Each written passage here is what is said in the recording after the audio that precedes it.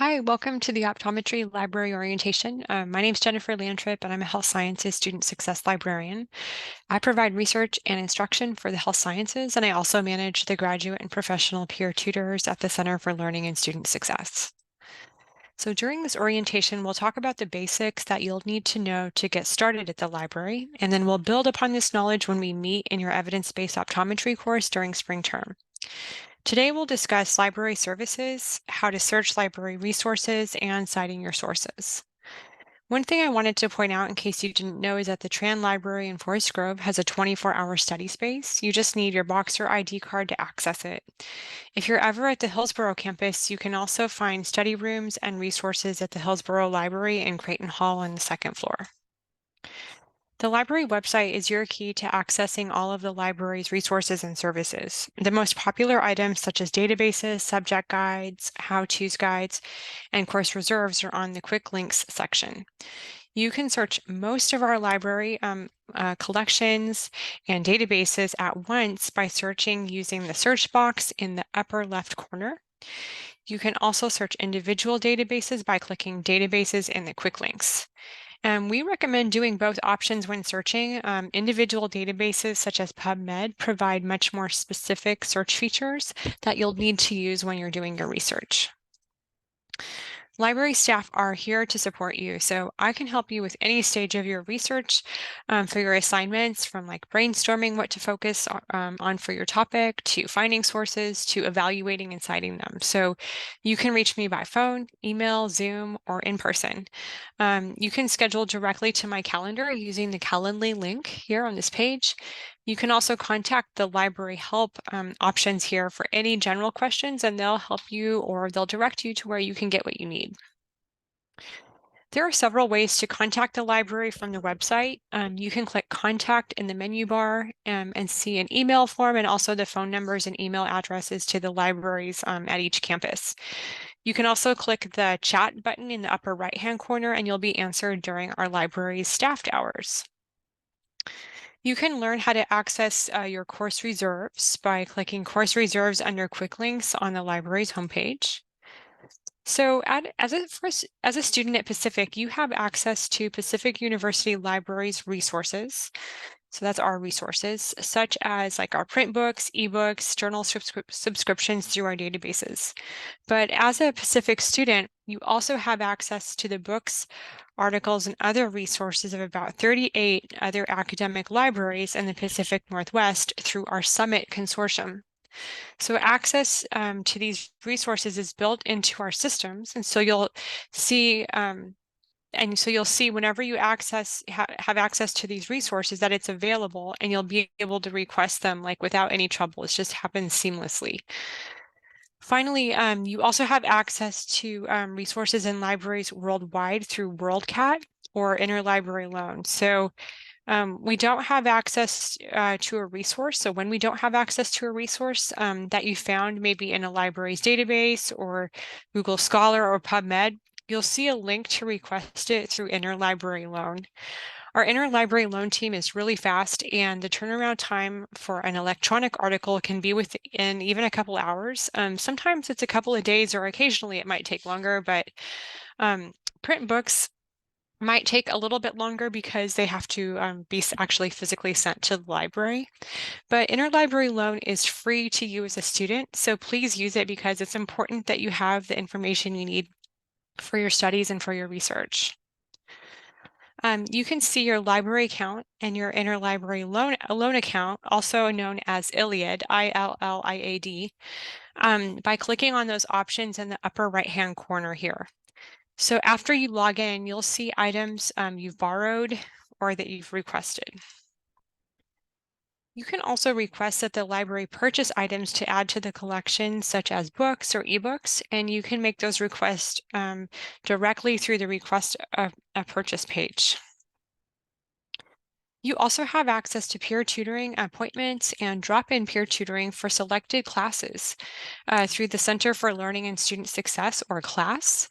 On this page, we would click make a tutoring appointment or view our drop-in hours to sign up for peer tutoring appointments or to view the optometry drop-in tutoring schedule. So this is free to you as a student, and you can find tutoring for your optometry courses.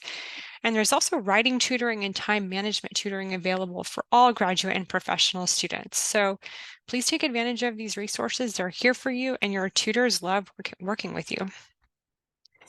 I wanted to point out that our accessibility tools website here, where you can access technology to help you access your course content in formats that might work better for you.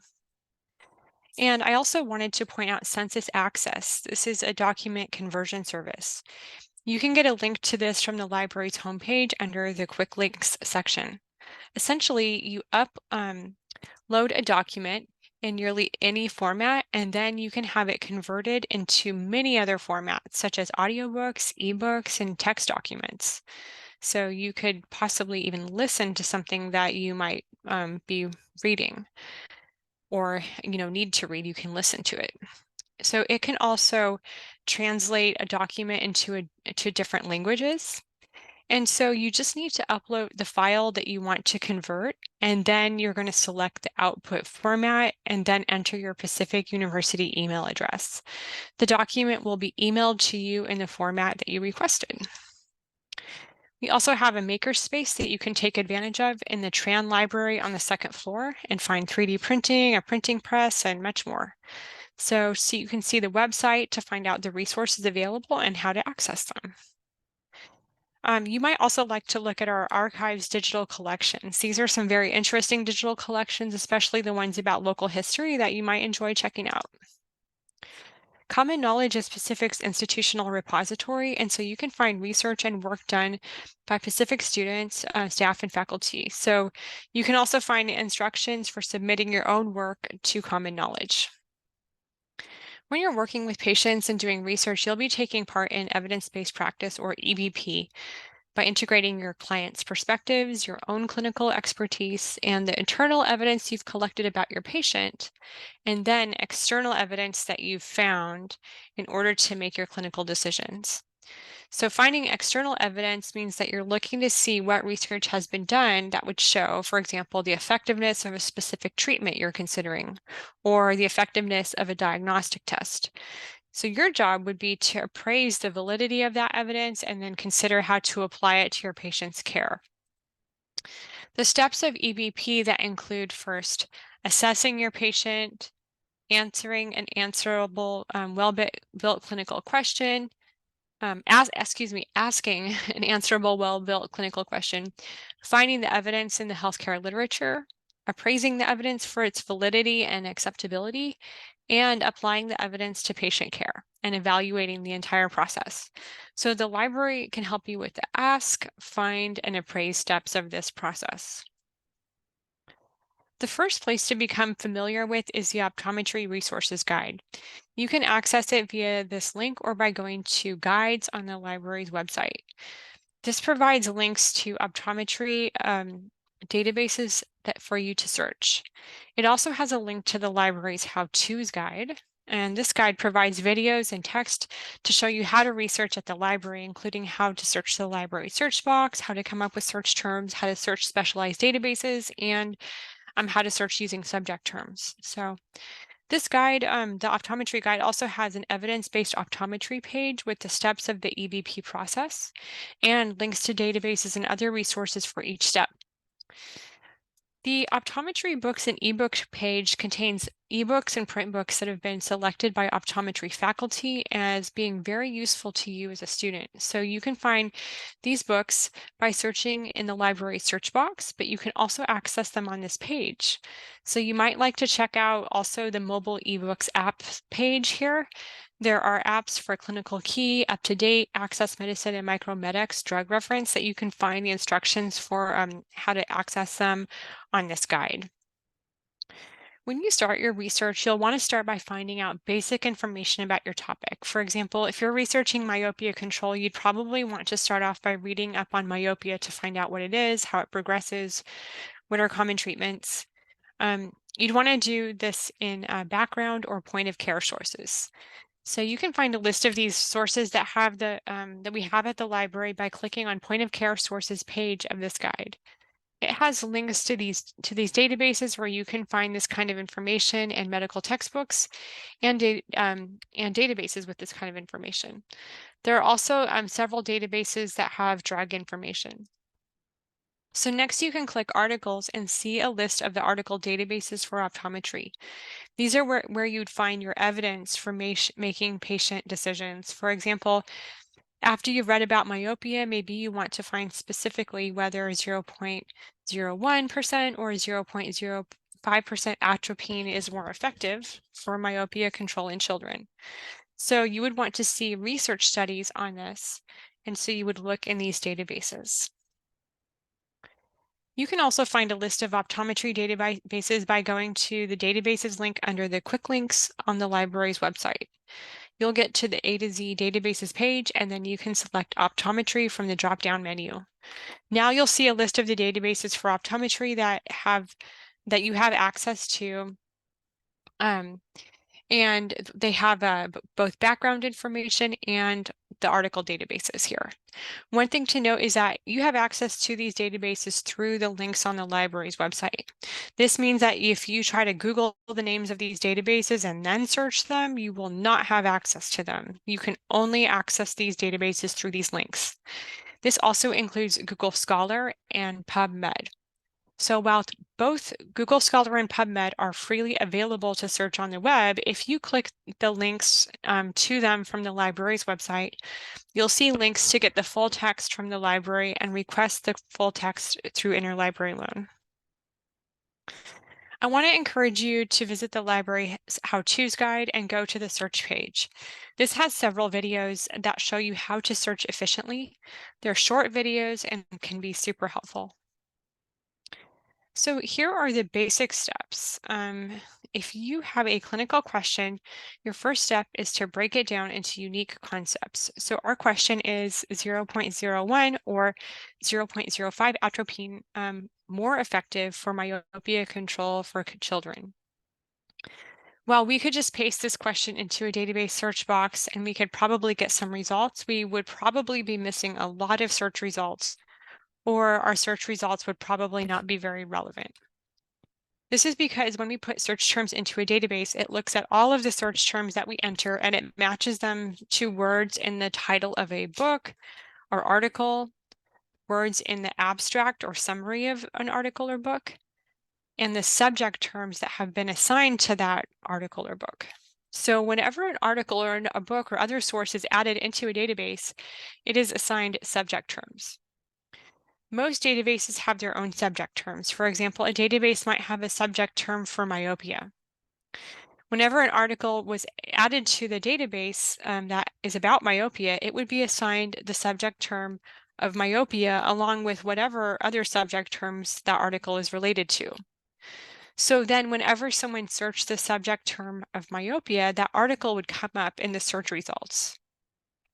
So this is a way of finding, if you're searching using a subject term for myopia, this is a way of finding all the articles in a database that are related to that topic, to myopia. So for most databases, when you search using keywords, they're also matching the keywords to subject terms. So going back to our clinical question, we want to think of search terms that would match words in the titles, subject terms, or abstracts of articles related to our topic. So this means that we should remove any extra words and focus mostly on nouns and adjectives.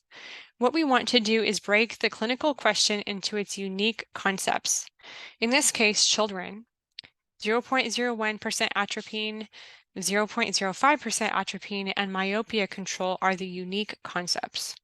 If we found an article that mentioned all of these things, it would probably be on our topic.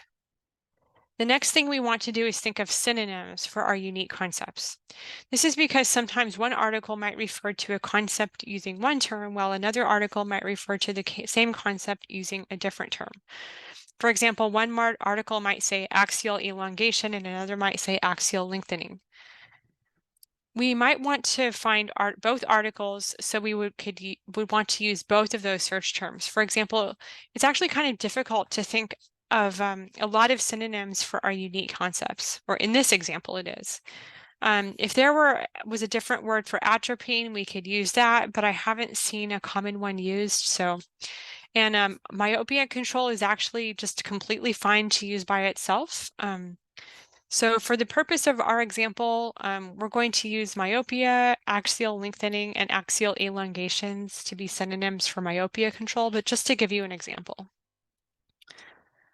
The next thing we do is use Boolean logic, or actually just and or, to connect our search terms logically so that we could make a search string that will bring us relevant search results. So we have our unique concepts and synonyms. What we do is connect our synonyms for each unique concept with or, and then we put them in parentheses. For example, we could put our myopia control synonyms in parentheses and connect them by or. So we would write myopia control or myopia or axial elongation or axial lengthening. When we connect search terms with or, it tells us the database to bring search results related to any of those concepts. Then we would connect our unique concepts with and. When we connect our search terms with and, we're asking the database to bring us results related to all of those search terms. So it narrows our search, it focuses our search. So if we search for myopia, we might find a lot of results. But if we search for myopia and children, we'll find fewer results because we would be narrowing our search to only bring articles that are on myopia and that are also related to children. So our search string would be children and 0.1% atropine and 0.5% atropine and then in parentheses, myopia control or myopia or axial elongation or axial lengthening. This is asking the database to bring us search results that are related to children that are also about both 0.1% and 0.5% atropine, and that are about either myopia control, myopia, axial lengthening, or axial elongation, any one of those. So it should be on our topic. The results should be on our topic. We would paste this search string into a database search box and see what the results are. However, it often happens that the results are not exactly what we'd hope for. Maybe you're still getting too many search results and they don't all seem relevant, or you're hardly getting any results.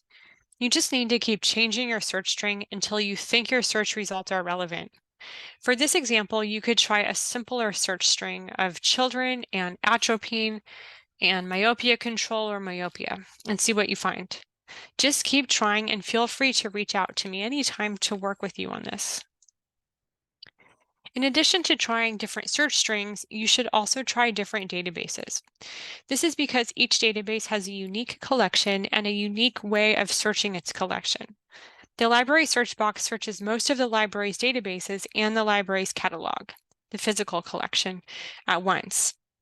However, even though it's searching many of the databases that you would search individually, like PubMed, you'll see different search results when you search them using the same search terms. So in order to find relevant sources, and especially when you need to be thorough for a literature review, you really need to go down the list of optometry article databases and search each one. That's what I do, and it works pretty well. I usually start with the library search box, and then I go to the list of article databases for optometry, and you can usually find some relevant sources.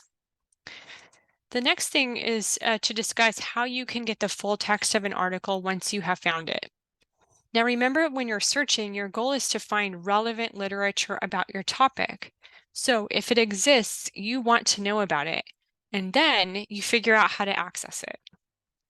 So our databases might not have the full text to everything, but they may have the citation and an abstract of the article so that you know that it exists and you can find out how to access it. So remember that the purpose is to find relevant literature and then get access to it. When you're accessing the full text at the libraries, you'll be directed to the full text in whatever database it resides in. So you will get linked from one page to another. When there are no full text options, you will see a link to request the article through interlibrary loan. Here is an example from the library search box. I enter my search terms and then click the title of the article in the search results. Then I click one of the databases where there is full text access, and then I get to the page where I can access the full text. For Web of Science, I click the link to get to the database, then I enter my search terms in the search box. Then I click the title of the article I want to access. And then I click Total Access at Pacific. Notice how you can get the citation from this article on this page or the permanent link to this article. Whenever you're in a database, the URL in your web browser is not permanent and will break if you try to use it to get back to an article you're looking at.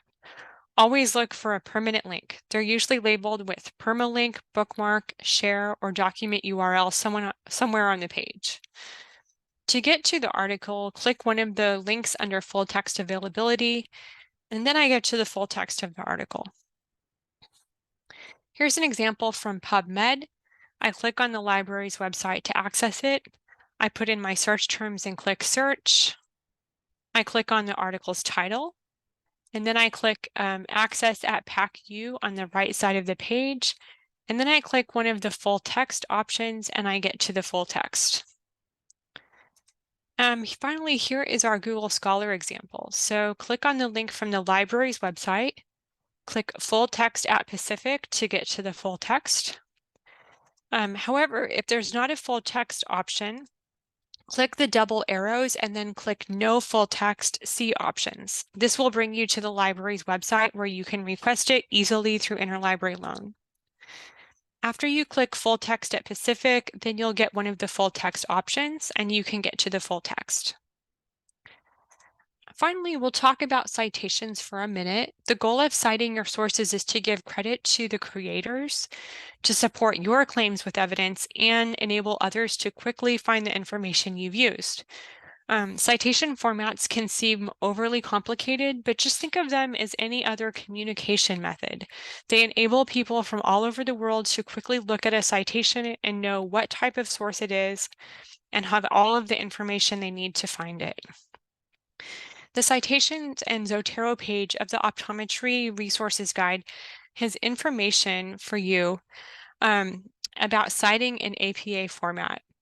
As you saw, you can get most of your citations from the databases themselves or from citation generators. However, these are automatically generated citations and sometimes are sometimes incomplete or inaccurate, and so you'll want to know how to correct them. If you're using APA, I recommend the link to the APA 7th Quick Guide printable on this page. So that guide has many examples of citations and is really good and understandable. Finally, if you're doing a lot of research, you might consider using a citation manager.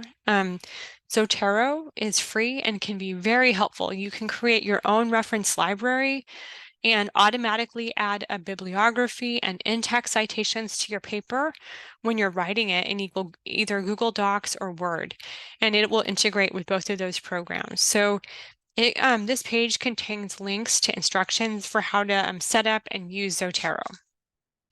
Thanks for listening. Please reach out anytime, and I look forward to working with you.